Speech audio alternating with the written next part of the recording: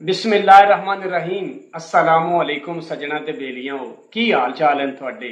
उम्मीद करदा वां कि अल्लाह ताला दे फजल व करम दे नाल तुसी ठीक ठाक ते खैर खैरियत नाल होवोगे। अजे कल दी गल है कि घर दे विचों एक बंदा कमाण वाला हुंदा सी ते पूरा टब्बर घर बह के खांदा सी। अज दी इस वीडियो दे विच असां ये समझण दी कोशिश करनी है कि साडी जरूरियात वध गईयां ने या कि ख्वाहिशात का इजाफा हो गया है। अज के दौर दे विच जितनी भी करप्शन, मारधाड़, चोरी चकारी या मिलावट हो रही है, ये सारा कुछ ख्वाहिशात की तकमील वास्ते किया जाता है, जबकि जरूरत उन्होंने कहा जाता है कि जिस तो बगैर थोड़ी जिंदगी मुमकिन ना हो। मिसाल के तौर पर कोई बंदा अगर दरिया दे विच डुबदा पिया होवे ते उहदे वास्ते ऑक्सीजन जरूरत है, क्योंकि अगर उसनों ऑक्सीजन ना मिली तो वह तो मर जाएगा।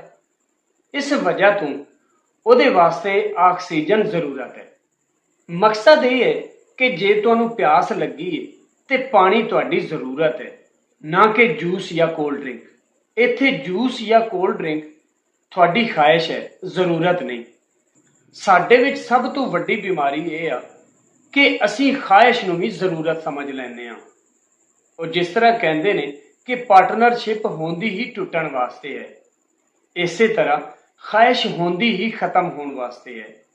तुसां अक्सर अंदाजा लाया होना है कि जदों तक सानू ख्वाहिश नहीं मिलती उतने तक सानू उसकी बहुत ज्यादा खुशी होती, लेकिन जदों वो ख्वाहिश सानू मिल जाती उस तो बाद उसकी उतनी खुशी नहीं होती।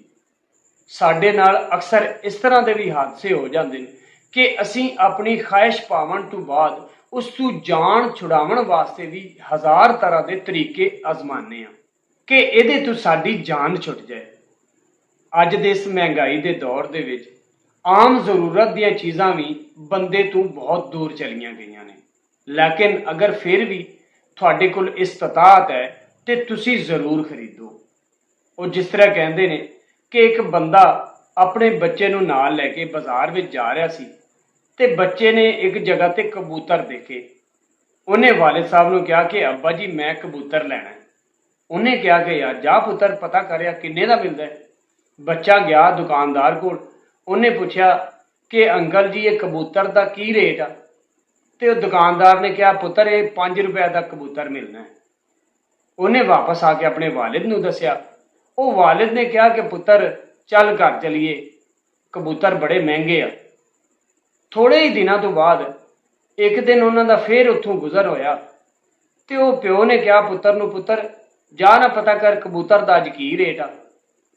उन्हें जाके पता किया तो दुकानदार ने दस्या कि बई 10 रुपए का है। उन्हें वापस आके प्यो नूं दस्या तो वालिद ने कहा कि पुत्र ए ले 10 रुपये तो जा ले आ, हुण सस्ता है। वो बच्चा बड़ा हैरान होया कि अब्बा जी तुसी उस दिन 5 रुपए का कहंदे सी कि महंगा है, अज तुसी 10 रुपए का कहंदे हो सस्ता है, इहदे विच वजह की है। तो उहदे प्यो ने कहा कि पुत्र उस दिन मेरी जेब खाली सी, लेकिन अज मेरी जेब दे विच पैसे हैं, इस वजह तो अज 10 रुपए का भी सस्ता है।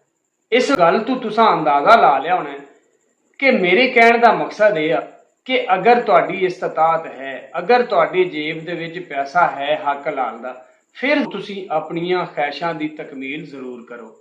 लेकिन अगर तुहाडे कोल पैसा जरूरत वास्ते भी नहीं है तो फिर तुसी अपनी जरूरतों का ख्याल करो, ना कि ख्वाहिशां दी तकमील वास्ते अपने आप नूं खराब करो ते नाल ही अपने बीवी बच्चों की भी जिंदगी मुश्किल करो। मिलने अगली वीडियो विच। Allah Hafiz.